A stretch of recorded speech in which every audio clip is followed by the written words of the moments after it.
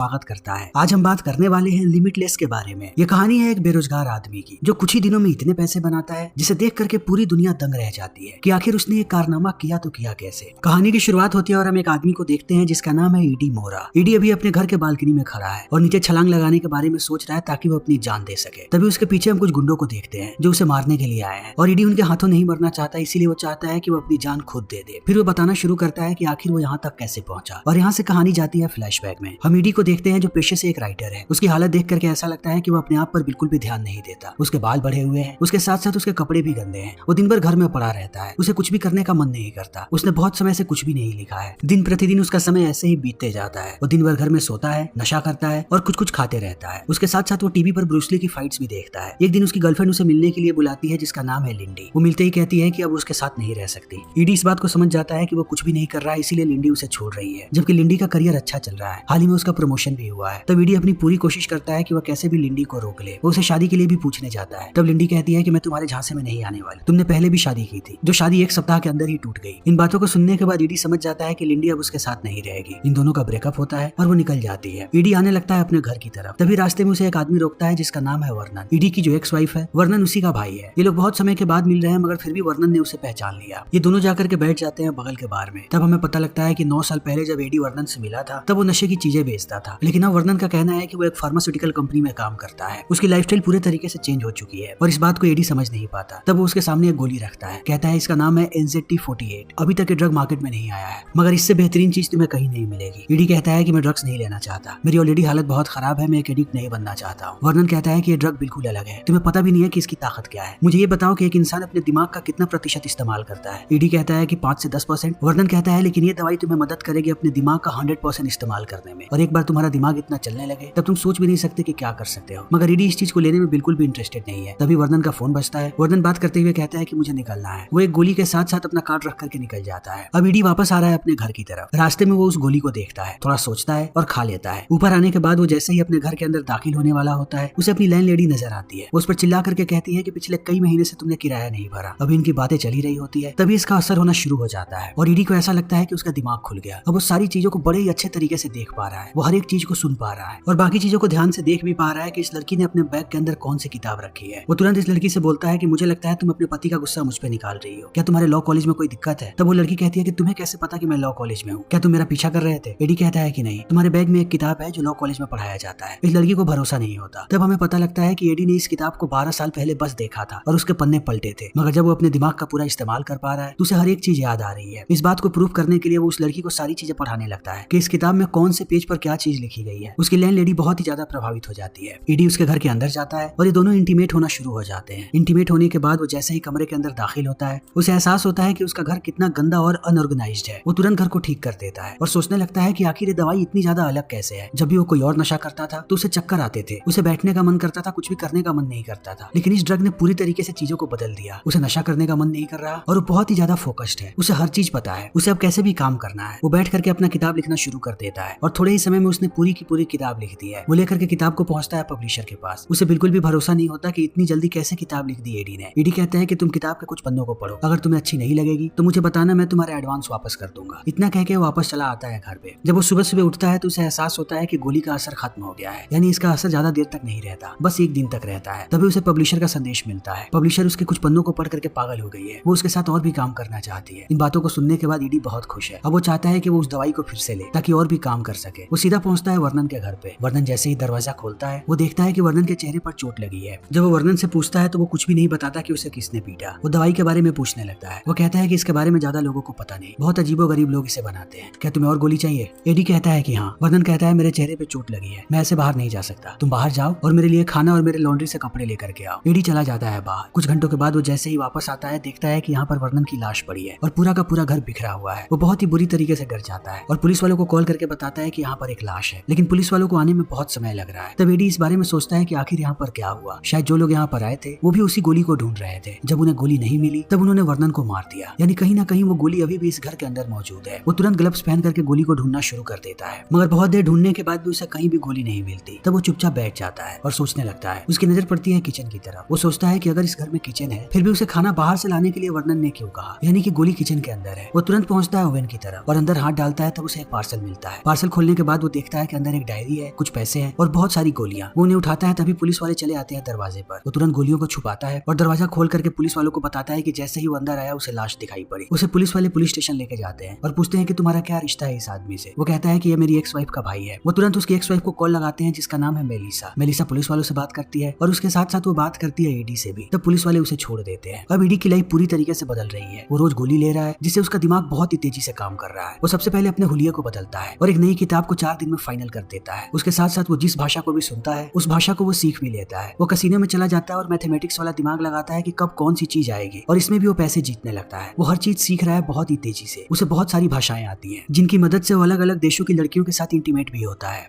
अब हर तरफ लोग उसे पहचान रहे हैं। थोड़े समय के बाद उसकी दोस्ती होती है बहुत ही अमीर लोगों से, जो उसे इनवाइट करते हैं अपने साथ हॉलीडेज पे चलने के लिए। वो चला आता है दूसरी कंट्री में। वो इनके साथ एंजॉय करता है और एक दिन पहाड़ से नीचे कूदता है एक पानी में। तब उसे एहसास होता है कि अब तक उसे जो लग रहा था कि उसे राइटर बनना है वो सब गलत था। उसे राइटर बनना ही नहीं है, उसे अपनी जिंदगी को एंजॉय करना है और उसके लिए चाहिए पैसे, यानी किसी भी कीमत पर उसे बहुत अमीर बनना है। वो वहाँ से वापस आता है और शेयर मार्केट में पैसे बनाना शुरू कर देता है। वो अच्छे खासे पैसे भी बना रहा है, मगर उसे पता है कि उसके पास ज्यादा पूंजी नहीं है और जितनी ज्यादा पूंजी होगी उतनी तेजी से वो पैसे भी बना पाएगा। तब वो पहुंचता है गैंगस्टर के पास जिसका नाम है गेनेडी। वो उससे $1 लाख मांगता है। पहले वो मना कर देता है, मगर थोड़े समय के बाद वो मान जाता है। पैसे देते समय वो एडी को धमकी देता है कि अगर उसने उसके पैसे सूद समेत नहीं लौटाए तो वो उसके हाथ को काट देगा। मगर एडी को पता है कि वो पैसे लौटा सकता है। वो अगले ही दिन ट्रेडिंग करने बैठता है और एक सप्ताह में वो $1 मिलियन बनाता है, जिसे देखने के बाद सारे लोग चौंक जाते हैं। हर तरफ उसके चर्चे हो रहे हैं। एडी को एक रात कॉल आता है कि शहर का सबसे अमीर आदमी उससे मिलना चाहता है, जिसका नाम है कार्ल वान लून। एडी बहुत खुश है क्योंकि अब उसकी जिंदगी बदलने वाली है। तभी अगले दिन उसकी मुलाकात होती है लिंडी से। ये दोनों एक रेस्टोरेंट में बैठे हैं। जब यहाँ पर वेट्रेस आती है तब एडी उससे इटालियन में बात करता है, जिस चीज को देखने के बाद लिंडी बहुत प्रभावित है। लिंडी को भी पता है कि कितने ज्यादा पैसे कमाए हैं यहाँ पर एडी ने। वो हर तरफ बहुत ही ज्यादा फेमस हो चुका है। अब ये दोनों दोबारा एक साथ हो जाते हैं और पूरा दिन और पूरा रात एक साथ ही रहते हैं। तभी एडी को एहसास होता है कि कोई आदमी उसका पीछा कर रहा है। वो चला आता है होटल में वापस और रात में बाहर ही देख रहा होता है खिड़की से कि वो आदमी अभी भी है या नहीं है। तब पहली बार उसे इस दवाई का साइड इफेक्ट महसूस होता है। वो जोन आउट हो जाता है और थोड़े समय के बाद वो देखता है कि वो लॉबी में खड़ा है। उसे याद भी नहीं है कि वो यहाँ तक कैसे आया। अगले दिन उसकी मुलाकात होती है काल से। वो अपनी बातों से काल को भी प्रभावित कर देता है। काल कहता है कि मैं तुम्हें घर छोड़ देता हूँ। रास्ते में एक नई कंपनी की पूरी फाइल उसे देता है, जिस कंपनी को वो खरीदने वाला है। एडी बहुत ही जल्दी पूरी फाइल को एनालाइज कर लेता है। तब काल उसे छोड़ करके चला जाता है। अब यहाँ पे दोबारा साइड इफेक्ट होना शुरू हो जाता है एडी को। वो एक पल यहाँ होता है तो अगले पल शहर के किसी और कोने में होता है और उसे याद भी नहीं होता कि वो कब और कहाँ कैसे पहुंचा। ऐसे ही बहुत सारे जगह बदलते हैं और अंत में हम उसे देखते हैं कि लड़की के साथ होटल के कमरे में जहाँ वो इंटीमेट हो रहा है। उसे धुंधला धुंधला कुछ याद आता है कि उसी आदमी को उसने यहाँ पर भी देखा है जो उसका पीछा कर रहा था। तभी उसे अपने पैरों में दर्द महसूस होता है और याद आता है कि जब वो सबवे से आ रहा था तब कुछ लोगों ने उसे मारने की कोशिश की, मगर उल्टा वो सबको पीटने लगा क्योंकि टीवी पर उसने ब्रूसली की फाइट्स देखी थी और ब्रूसली के सारे मूव्स उसे अभी भी याद है, जिनका इस्तेमाल करके उसने सबको मार करके नीचे गिरा दिया। फिर अगले दिन उसकी आंख खुलती है। वो अपने आप को पाता है बहुत दूर। उसे कुछ भी याद नहीं है कि पिछले एक दिन में उसके साथ क्या हुआ है। वो चला आता है घर वापस आने के बाद वो फाइल को एनालाइज करना शुरू कर देता है, मगर फिर से उसे दवाई की जरूरत है। इस बार जैसे ही वो बॉक्स को चेक करता है उसे अंदर कोई भी दवाई नहीं मिलती, सारी दवाइयां खत्म हो गई हैं। तभी उसके दोस्त केविन का कॉल आता है और उसे बताता है कि काल की आज मीटिंग है, जितनी जल्दी हो सके आ जाओ। लेकिन ईडी को पता है बिना दवाई के वो कुछ नहीं कर पाएगा। वो बहाना बनाने लगता है कि वो बीमार है। केविन कहता है कि तुम्हें किसी भी हालत में आना पड़ेगा, ये मीटिंग का मौका तुम्हें दोबारा नहीं मिलने वाला। तब ईडी चला आता है, मगर मीटिंग में वो फोकस ही नहीं कर पा रहा। तभी उसकी नजर पड़ती है टीवी पे। वहाँ पर वो उसी लड़की को देखता है जिसके साथ वो कल रात में इंटीमेट हुआ था। न्यूज से उसे पता लगता है कि इस लड़की का किसी ने मर्डर कर दिया है। वो भागते हुए बाहर आता है और उल्टी करना शुरू कर देता है। उसे पता नहीं कि उसे किसने मारा है और उसे ये बात भी पता नहीं कि कहीं इसने ही तो उस लड़की का मर्डर नहीं किया। अब उसे कैसे भी वो गोलियां चाहिए। उसके पास अभी भी वर्णन की डायरी पड़ी है। सबसे पहले वो कॉल करता है अपनी एक्स वाइफ मेलिसा को और उसे मिलने के लिए बुलाता है। फिर एक एक करके डायरी के सारे लोगों को कॉल करना शुरू कर देता है। हर जगह से उसे पता लगता है कि जिसे भी वो कॉल कर रहा है वो मर चुका है, यानी जितने भी लोगों ने इस दवाई को लिया उनकी मौत हो गई है। मगर जैसे ही वो आखिरी नंबर पे कॉल करता है वो फोन बगल में ही बजता है और हम उसी आदमी को देखते हैं जो अब तक उसका पीछा कर रहा था। वो भागने लगता है और भाग करके पहुंचता है मेलिसा के पास। इसे देखने के बाद मेलिसा कहती है कि मुझे पता है कि तुम एंजाइटी ले रहे हो, मैंने भी उस दवाई को लिया था। शुरू में मुझे बहुत मजा आया, लेकिन एक वक्त के बाद मेरी हालत खराब होने लगी, तो मैंने दवाई लेना बंद कर दिया। जैसे ही आप इस दवाई को लेना बंद करते हो आपके शरीर की एक एक ऑर्गन जवाब देना शुरू कर देते हैं, खास करके आपका दिमाग। ये दोनों बाहर आने लगते हैं। मेलिसा उससे पूछती है कि कितने समय से तुम इस दवाई को ले रहे हो। वो कहता है 2 महीने से। तब वो और भी परेशान हो जाती है। कहती है मैंने सिर्फ 1 सप्ताह इस दवाई को लिया था और इसने देखो मेरी कैसी हालत कर दी। अगर तुम्हारे पास अभी भी गोलियां बची हैं तो उन्हें खाते रहो, जैसे ही तुम छोड़ोगे तुम्हारी हालत खराब हो जाएगी। इतना कह के वो चली जाती है। अब सच में हालत खराब हो रही है ईडी की। उसके पास सिर्फ 1 गोली बची है। वो घर पहुंच रहा होता है तभी उस पर हमला कर देता है गेनेडी अपने पैसे मांगने के लिए। अपने आप को संभालने के लिए ईडी गोली खाने की कोशिश करता है। तभी वो गोली हाथ लग जाती है गेनेडी की। ईडी उसे रोकता है मगर वो रुकता नहीं और गोली खा लेता है। फिर वो ईडी को पकड़ करके ले जाता है बैंक के पास। ईडी पैसे निकालता है और दे देता है गेनेडी को, मगर इस दवाई का असर अब उसके ऊपर भी होना शुरू हो चुका है। वो भी बहुत अच्छे तरीके से चीजों को देख पा रहा है, लेकिन अब बिना दवाई के ईडी की हालत खराब हो रही है। फाइनली वो पहुंचता है लिंडी के पास और उसे पूरी सच्चाई सच्चाई बता देता है। तब उसकी भी हालत खराब होने लगती है। वो उसे कहता है कि मैंने कुछ दवाइयों को छुपा करके रखा है, तुम्हें उन्हें लेकर के आना पड़ेगा। लिंडी पूछती है वो दवाइयाँ कहाँ है। ईडी कहता है तुम्हारे घर पे। तब वो और भी गुस्सा हो जाती है, मगर उसकी जान बचाने के लिए वो चली जाती है अपने घर पे। मगर जैसे ही दवाइयों को लेकर के वो निकलती है, वही आदमी उसका पीछा करने लगता है। वो तुरंत ये बात बताती है कॉल करके ईडी को। ईडी कहता है कि वहाँ से भाग। तभी वो आदमी उस पर हमला कर देता है और लिंडी भागने लगती है दौड़ करके। वो दो आदमियों से मदद भी मांगती है, मगर ये आदमी उन दोनों को भी मार देता है चाकू से। तब लिंडी आकर के छुप जाती है और फिर से कॉल करती है ईडी को। ईडी कहता है कि यहाँ पर तुम्हारी मदद कोई नहीं कर सकता, सिर्फ तुम ही अपनी मदद कर सकती हो। एक गोली लो और खा लो, फिर देखो क्या होता है। लिंडी के पास भी दूसरा कोई ऑप्शन नहीं है, वो एक गोली खा लेती है। तब उसे सारी चीजें बहुत ही अच्छे से नजर आती हैं। वो दूर देखती है कि एक लड़की है जो आइस स्केटिंग कर रही है। वो भागना शुरू कर देती है लड़की की तरफ। वो आदमी उसके पीछे पीछे भाग रहा है। वो उस लड़की को उठाती है और उसके स्केटिंग शूज से हमला करती है इस पर। तब आदमी घायल होकर के गिर जाता है जमीन पे। अब लिंडी पहुंच जाती है अपने ऑफिस। वो एक गोली खिलाती है ईडी को और लेके चली जाती है होटल। अगले सुबह जैसे ईडी की आंख खुलती है वो बिल्कुल ठीक होता है, मगर लिंडी उससे कहती है कि ये दवाई तुम्हें पूरे तरीके से बदल देती है, जैसे इसने मुझे बदल दिया था। जब तक तुम इस दवाई को लोगे मैं तुम्हारे साथ नहीं रह सकती। ईडी कहता है कि मैं इसे लेना बंद नहीं कर सकता, मुझे बहुत सारी चीजों को ठीक करना है।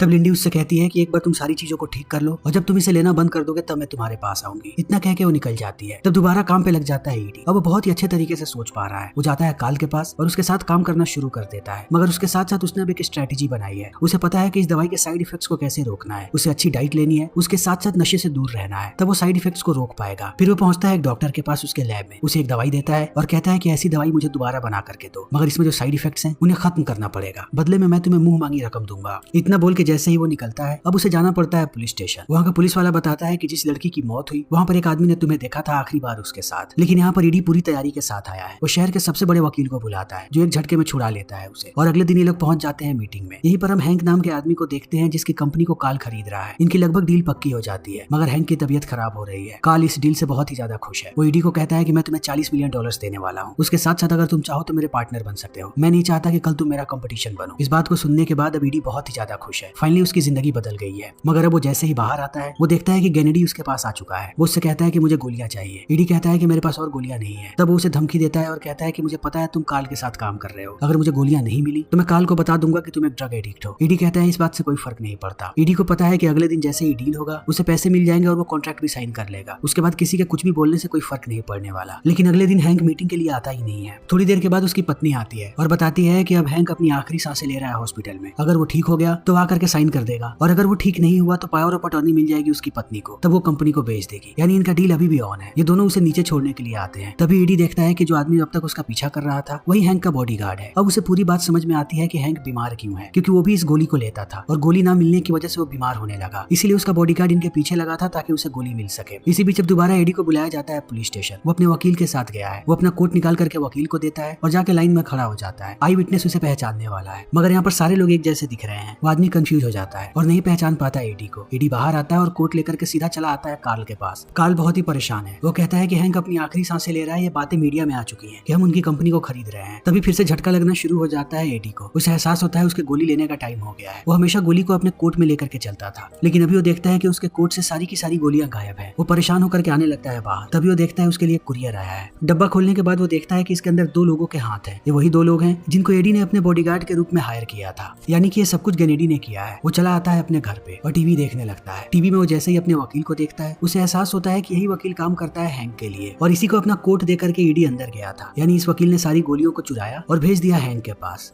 यानी अब अगर हैंक को गोली मिल गई तो वो फिर से ठीक हो जाएगा, उसका दिमाग काम करना शुरू कर देगा और वो अपने डील को कैंसिल कर देगा कार्ल के साथ। और एक बार डील कैंसिल हो गई तो $40 मिलियन ईडी को नहीं मिलेंगे और ना ही कंपनी में पार्टनरशिप, यानी कि वो पूरे तरीके से बर्बाद हो चुका है। ना अब उसके पास कोई पैसा है और ना ही कोई गोली, सब कुछ खत्म हो गया। तभी उसका दरवाजा बजता है। वो कैमरे में देखता है कि बाहर गेनेडी आया हुआ है। उसे और भी गोलियां चाहिए। बीच में अपनी जान बचाने के लिए उसे कुछ गोलियां दी थी एडी ने, लेकिन गेनेडी को और भी गोलियां चाहिए। तभी एडी अपने फोन को चेक करता है। वो देखता है कि फोन में नेटवर्क नहीं है, यानी कि वो मरने वाला है, लेकिन वो उनके हाथों नहीं मरना चाहता, इसीलिए खुद चला जाता है बालकनी में कूदने के लिए। तब उसे याद आता है कि उसने एक गोली डब्बे में छोड़ दी थी जिसे वो अभी भी खा सकता है। वो वापस आकर के सारी चीजों को निकालता है और गोली तक पहुंच जाता है, मगर उसे वो खाता उससे पहले गेनेडी चला आता है अंदर। उसके अंदर आते ही एडी के हाथ से गोली गिरती है और चली जाती है नीचे। तब गेनेडी एक इंजेक्शन निकालता है और कहता है कि तुमने जो मुझे गोली दी थी वो डायरेक्ट खाने से ज्यादा देर तक असर नहीं रहता, मगर मैंने उसे लिक्विड में कन्वर्ट कर दिया। अगर उसका तुम इंजेक्शन का डोज लो तब वो खून में ज्यादा समय तक रहता है। मुझे बताओ कि बाकी गोलियां कहाँ पर हैं? गोली खाने से पहले मुझे मेरा पोटेंशियल पता ही नहीं था। गोली खाने के बाद मुझे समझ में आया कि मैं दुनिया का सबसे अमीर आदमी बन सकता हूँ। अब मैं इम्पोर्ट एक्सपोर्ट में घुस रहा हूँ। वो अपने आदमियों को कहता है कि जाओ पूरे घर में जाकर के गोलियों को ढूंढना शुरू करो, और वो टॉर्चर करने के लिए आगे बढ़ने लगता है एडी को। तभी एडी देखता है कि बगल में ही एक चाकू पड़ा है। जैसे ही उसके पास गेनेडी आता है, वो चाकू से उसे स्टैब कर देता है और तब तक स्टैब करते रहता है जब तक वो मर ना जाए। अंत में अब गेनेडी की लाश पड़ी हुई है और उसका खून बह रहा है, और यहीं पर एडी भी गिरा हुआ है। उसे पता है कि उसके लोग जैसे ही अंदर से आएंगे उसे मार देंगे। एडी को ये बात पता है कि अभी भी वो दवाई खून में मिली हुई है गेनेडी के, यानी अगर वो खून को पी ले तब कहीं वो फिर से ठीक हो सकता है, और अपनी जान बचाने के लिए वो यही करता है। अब उसका दिमाग फिर से चलने लगा है और अपने दिमाग का इस्तेमाल करके वो इन दोनों को मारता है और इनकी लाश को छोड़ करके यहीं पे निकल जाता है, क्योंकि इस फ्लैट में पहले एक ड्रग डीलर रहता था। पुलिस वालों को लगेगा कि ये लड़ाई उसके साथ ही हुई है। वो सीधा पहुंचता है हॉस्पिटल। तब उसे पता लगता है कि हैंक की मृत्यु हो गई। वो पहुंचता है उसके बॉडीगार्ड के पास। वो समझ जाता है कि यानी कि गोली हैंक को कभी मिली ही नहीं। वो उसके बॉडीगार्ड के पास जाकर के कहता है कि उस वकील ने गोलियां चुरा ली थी मुझसे, फिर भी उसने ला करके हैंक को क्यों नहीं दिया, और हैंक मारा गया। अब बॉडीगार्ड गुस्से में है। ये लोग पहुंच जाते हैं उस वकील के घर पे। बॉडीगार्ड ने बांध करके रखा है उस वकील को, और एडी के हाथ वो गोलियां लग जाती है। यानी बॉडीगार्ड अब वकील को मारेगा और हमेशा के लिए चला जाएगा एडी की जिंदगी से। समय ऐसे ही बीतने लगता है और अब 1 साल का वक्त बीत चुका है। हम एडी को देखते हैं जिसकी किताब पब्लिश हो चुकी है और वो बेस्ट सेलिंग में से एक है। उसकी किताब का नाम है इल्यूमिनाटी, और अब वो सेनेटर के इलेक्शन के लिए खड़ा है। उसे राष्ट्रपति बनना है। तभी उससे मिलने के लिए कार्ल आता है। कार्ल बताता है कि उसे पता लग गया है कि इतना दिमाग आखिर एडी का तेज कैसे है। उसे उस गोली के बारे में भी पता है, और जहाँ पर ये गोलियां बन रही थी उसने पूरी कंपनी को खरीद लिया। हालांकि किसी को पता नहीं कि ये गोली यहाँ बन रही थी या कहीं और। कार्ल ने यह बात भी पता लगा ली कि ईडी के पास एक प्राइवेट लैब है, उसने उसको भी बंद करवा दिया। कार्ल यहाँ पर ब्लैकमेल करने की कोशिश कर रहा है ईडी को कि वो उसके सारे काले धंधों को नजरअंदाज करे और उसमें उसकी मदद करे अगर उसे गोलियां चाहिए तो, वरना कार्ल हर जगह ये बात बता देगा कि इनका होने वाला सेनेटर ड्रग्स लेता है। इतना कहने के बाद वो खुशी खुशी आता है बाहर। तो बाहर उसे एडी कहता है कि मैं तुम्हारे लिए कोई काम नहीं करने वाला। कार्ल कहता है कि तुम्हें क्या बक रहे हो। एडी कहता है कि तेज दिमाग होने का एक ही फायदा है, आप सबसे एक कदम आगे चलते हो और सबसे पहले उन चीजों को सोल्व करते हो जो आपके लिए एक समस्या है। मैंने एंजाइटी की समस्या को सोल्व कर दिया। तुम्हें क्या लगता है कि मैं रोज दवाइयां ले रहा हूँ? मैंने उस पर सालों काम किया है, और सालों काम करने के बाद मैंने उससे सारे के सारे साइड इफेक्ट्स को हटवा दिया। अब मुझे रोज गोली लेने की जरूरत नहीं है। मैंने ऐसा फॉर्मूला तैयार किया जिसे एक बार लेने के बाद हमेशा मेरा दिमाग वैसे ही काम करेगा, और वो फॉर्मूला सिर्फ मेरे दिमाग में है। मेरे अलावा किसी को इसके बारे में भनक तक नहीं लगी है।